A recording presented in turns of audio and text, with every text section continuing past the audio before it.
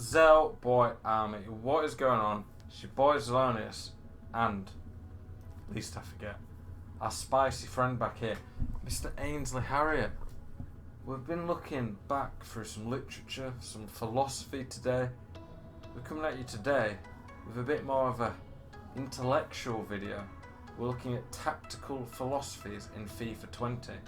So I've been giving you lots of different tactics videos, but you might not know which one suits you.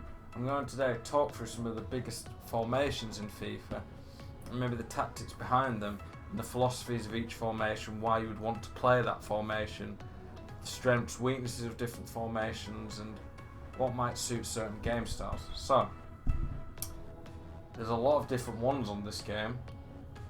I'm going to hopefully guide you towards the ones that suit you more, and this video might help you to find a playstyle / tactic that suits you guys. If you like these type of videos, please literally use the like button. Let me know you're enjoying the content.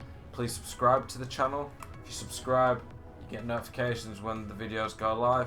I'm trying to put out lots of different content for you guys. I'm trying to improve the channel, give you more good content. So, I appreciate the support. Without further ado, let's go. So, I will show you within the custom tactics here. We'll just use the formations. So if we start at the top, the 4-5-1, I'm not going to do that because that's not a very popular one. 4-2-3-1, this is one of the most popular in the game, so we'll start with this. It's got a flat back 4, so it's very solid defensively. This formation is generally built around a solid attack, but mostly on defensive stability and keeping the ball. So if you want to be really strong defensively and a possession player, this is a great formation. The reason it's good for possession is because it's got 3 cams and 2 CDMs, flat back 4 and striker. So because of that, it has players all over the pitch, which allows you to keep the ball bare. But the biggest weakness with this tactic is only having 1 striker. Occasionally, he can feel a little bit isolated. The Lamb and Ram might sometimes not be next to him, might drag a bit wide. When they do this, it's great for keeping the ball, but sometimes it's not the best for making a chance. It's quite a frustrating formation at times to create chances in.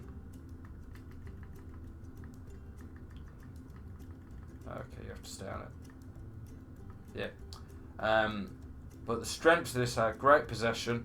It's one of the most defensively solid formations in the game with 2 CDMs, but it's still good at going forward. It doesn't have many weaknesses. The only one really is the 2 strikers not being there. Means it's a bit harder to create chances. But if you're leading a game or want a very balanced, solid formation, this one's fantastic. It's always going to be a good formation on FIFA due to some of the reasons I mentioned.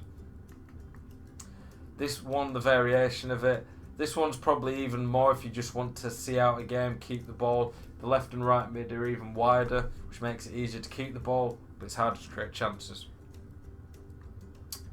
The 4-4-2. This is probably the most balanced formation in the whole of FIFA, to be honest. Similar to the 4-2-3-1, except for one of the cams becomes a striker. So, and obviously you've got 2 centre mids here. It's really good at pressing, this formation, because you have left and right mid who can pin the fullback in. You've got strikers who can get in their face. You've got obviously the midfielders. This is a really good formation if you're chasing a game to get back into it. You can go high press with this. The difference to the 4-2-3-1 really, it's not quite as defensively solid as you've not got the cam and 2 CDMs, but you've got 2 strikers. It allows you to play lots of 1-2s and work around them. But a big weakness is because you don't have a cam, the attack can feel a little bit more disjointed. But if you use the left mid and right mid properly, put them on get on behind, then they're very solid, offering width, which can draw defenders out of position sometimes. I think this type of formation you want to go if you want a really balanced, well-rounded formation. It's pretty much a jack of all trades. It's very popular right now in pro play. If you want a bit more of a defensive version of it, you can go for the second variation with 2 CDMs. Okay, the 4-1-2-1-2 narrow, the second variation of it. This is a very good formation for attack. You put the left back and right back on balanced attack, so they give you width, and then with 4 midfielders and 2 strikers, you can just do one-touch ping-pong passing around the midfield. This is one of the best formations, if not the best formation for attacking really on the game. Just so many options in it. But to get the weakness of this formation is you lack width unless you use the fullbacks on balance. And when the fullbacks are on balance, you can be vulnerable to a counter attack where you've only got 2 centre backs. So this formation is very attacking, but if you're not careful in it, it can be quite a weakness on the counter. Use this formation if you want nice, quick, one-touch football, tiki-taka. Unfortunately, on FIFA, the 4-3-3s aren't actually that good, so I'm not even going to talk about those today, really. The narrow is one of the best in the game for this. Quick football is very popular amongst pro players. You've got 2 strikers and a cam. There's not that many formations that have that. So you've got little triangles all the way through the midfield to the strikers. The fullbacks give great width. So if you're an attacking player, wants to play nice, quick flowing football, this is a great formation. You just have to be aware of getting counter-attacked. 4-2-2 is a brilliant one. This is basically the 4-2-3-1, but a cam becomes a striker. The attack is a little bit more disjointed because you have a cam setting it up. But again, it's a very popular formation. It's very defensively solid. The Lam and Ram get back. CDMs offer a lot of speed. It's very good for possession. And the 2 strikers can play 1-2 passes with each other. The 4-2-3-1's better for possession because you've got a cam who's a bit deeper to recycle the ball. But this one's a little bit more attacking options around the box for the strikers.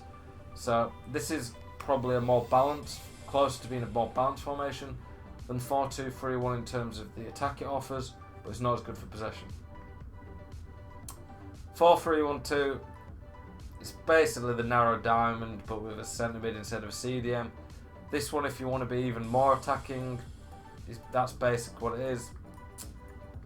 I wouldn't really recommend 5-back for the most part, but if you really want to see a game out, I'd say the 5-4-1 is probably the best defensive formation. Any back 5 is going to be hard to break down. A striker, that gives you a bit of an outlet, but it's going to be hard to create chances, and the striker can feel very isolated. If you really want to see a game out, this is probably the best part of the bus defensive tactic. For me, this is my favourite formation at the moment. The biggest weakness to the 3-5-2 is getting countered down the wings. If you manually switch to the centre backs, then you can cover this a lot and put the wingers on, come back on defence. But due to not having full-backs, you are vulnerable down the wings.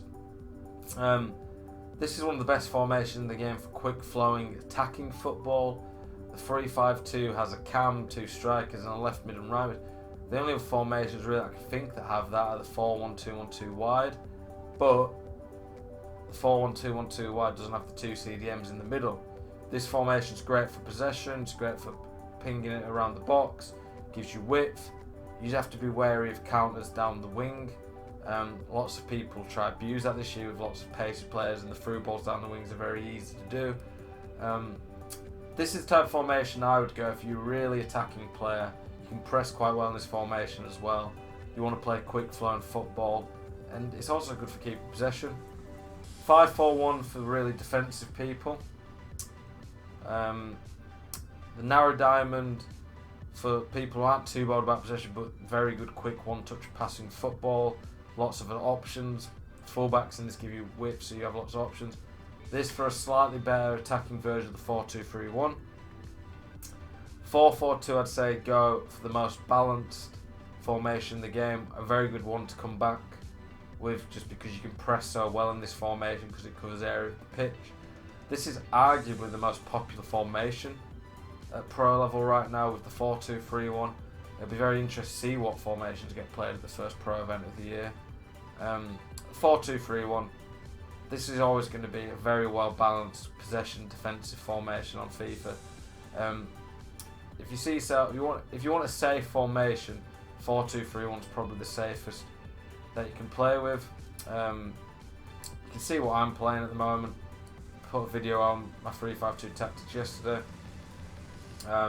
If you like these type of videos, I could maybe do a more in-depth one about individual formations where I really go in depth on the philosophy behind the formation, the attacking patterns, how it works in defence, the type of players you want in it.